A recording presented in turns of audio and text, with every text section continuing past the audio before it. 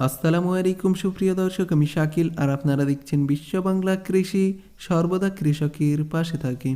বন্ধুরা, আপনার গার্ডেনে যদি পিঁপড়া আক্রমণ করে এবং বিভিন্ন ধরনের রোগ বয়ে নিয়ে আসে, তাহলে এই ভিডিওটি আপনার জন্য। এই ভিডিওতে দেখানো হবে দুইটি পদ্ধতি, যেই পদ্ধতি দুটি অ্যাপ্লাই করলে আপনার গার্ডেন থেকে পিঁপড়া চিরতরে পালিয়ে যাবে। এবং আরেকটা পদ্ধতি আছে পিঁপড়া মারার জন্য। আপনি যদি এই ভিডিওটি শেষ পর্যন্ত দেখেন তাহলে পিঁপড়া মারার এবং পিঁপড়া তাড়ানোর কৌশল তিনটি জানতে পারবেন। এজন্য অবশ্যই ভিডিওটিকে শেষ পর্যন্ত দেখবেন এবং এই চ্যানেলে নতুন হয়ে থাকলে চ্যানেলটি সাবস্ক্রাইব করবেন। এখানে যে রঙ্গন ফুল দেখতে পাচ্ছেন, এই রঙ্গন ফুলে অনেকগুলি জাব পোকা আক্রমণ করেছে এবং পিঁপড়া এই জাব পোকাকে সহায়তা করে এক গাছ থেকে আরেক গাছে নিয়ে যায়। এবং যদি কোনো পোকা জাব পোকাকে ধরতে বা মারতে আসে, তাহলে পিঁপড়া এই জাব পোকাগুলোকে প্রোটেক্ট করবে। এর বিনিময়ে জাব পোকা কাণ্ড বা পাতার রস শুষে খেয়ে একটা শর্করা জাতীয় পদার্থ নিষ্কাশন করে, যেটি পিঁপড়ার খুবই প্রিয় হয়। এজন্য এক গাছ থেকে আরেক গাছে নিয়ে যায় এবং এই জাব পোকা, মিলিবাগ ইত্যাদি পোকাকে প্রোটেক্ট করে। এবার দেখে নেব পিঁপড়া তাড়ানোর দুইটি সেরা পদ্ধতি, যে দুটি পদ্ধতি অ্যাপ্লাই করলে পিঁপড়া বাগান ছেড়ে পালাবে। এই লিকুইডটি তৈরি করার জন্য প্রথমেই প্রয়োজন হবে ভিনেগার, যেটা আমাদের বাড়িতে এবং রেস্টুরেন্টে ব্যবহার হয়। সেই ভিনেগার ব্যবহার করতে হবে 2 টেবিল চামচ। সুপ্রিয় দর্শক, ভিনেগার থেকে এক ধরনের একটা টক ভাব সেন্ট বার হয়, যেটা পিঁপড়া সহ্য করতে পারে না। এজন্য পিঁপড়া গার্ডেন ছেড়ে পালায়। এজন্য অবশ্যই আপনি এই ভিনেগারের এটা ব্যবহার করতে পারেন এবং এটা সপ্তাহে 2 বার ব্যবহার করতেই হবে। 2 টেবিল চামচ ভিনেগারের সাথে 2 টেবিল চামচ বা সমপরিমাণ পানি ব্যবহার করতে হবে।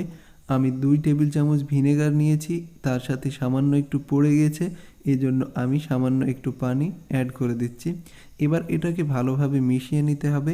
আপনারা খুব ভালোভাবে মিশিয়ে নেবেন এবং মেশানোর পরে স্প্রে বোতলে ভরে নিতে হবে। স্প্রে বোতলে ভরে নিচ্ছি আমি এটাকে। তারপরে স্প্রে করতে হবে যেখানে পিঁপড়ের উপদ্রব বেশি, সেখানে ডাইরেক্টলি স্প্রে করতে হবে। আর এটা যদি স্প্রে করেন তাহলে পিঁপড়াগুলো মারা যাবে না, ওই জায়গা ছেড়ে পালাবে। এবার আমি এই রঙ্গন ফুল গাছে স্প্রে করে দিচ্ছি, কারণ এটাতে প্রচুর পরিমাণে পিঁপড়া আক্রমণ করেছে। পিঁপড়ার সাথেই জাব পোকা আক্রমণ করেছে। জাব পোকা কীভাবে আপনারা বাগান থেকে দূর করবেন সে সংক্রান্ত একটা ভিডিও দেওয়া আছে। আপনি চাইলে আই বাটনে ক্লিক করে ভিডিওটি দেখতে পারেন এবং ডিসক্রিপশন বক্সে লিংক দিয়ে দেব, সেখান থেকেও আপনারা ভিডিওটি দেখতে পারবেন। বন্ধুরা, দ্বিতীয় যে পদ্ধতি, এই পদ্ধতির জন্য প্রয়োজন হবে বেকিং সোডা। আমরা বাড়িতে যে বেকিং সোডা ব্যবহার করি, এই বেকিং সোডা ব্যবহার করতে হবে পিঁপড়া তাড়ানোর জন্য। এবং আপনি চাইলে বেকিং পাউডার ব্যবহার করতে পারেন। আমি এখানে 1 থেকে 2 চামচ বেকিং পাউডার নিয়ে নেব এবং এর সাথে আমি ভিনেগার ব্যবহার করব। আমার পাশেই ভিনেগার রাখা আছে, আপনারা অবশ্যই দেখতে পাচ্ছেন। এবং এই দুটি উপাদান আমাদের প্রায় সবার বাড়িতেই থাকে। যদি না থাকে তাহলে বাজার থেকে কিনে আনতে পারেন। এর দাম খুব বেশি না, 30 থেকে 40 টাকার মধ্যে আপনারা পেয়ে যাবেন। বন্ধুরা, আমি অল্প পরিমাণে ভিনেগার নিচ্ছি এবং এই বেকিং পাউডারের মধ্যে ভালোভাবে মিশিয়ে নিচ্ছি। এবং এই মিশ্রণটা যেখান দিয়ে পিঁপড়া যাতায়াত করে সেখানে প্রয়োগ করতে হবে এবং পিঁপড়ার যেখানে বাসা সেখানেও আপনাদের এটাকে প্রয়োগ করতে হবে।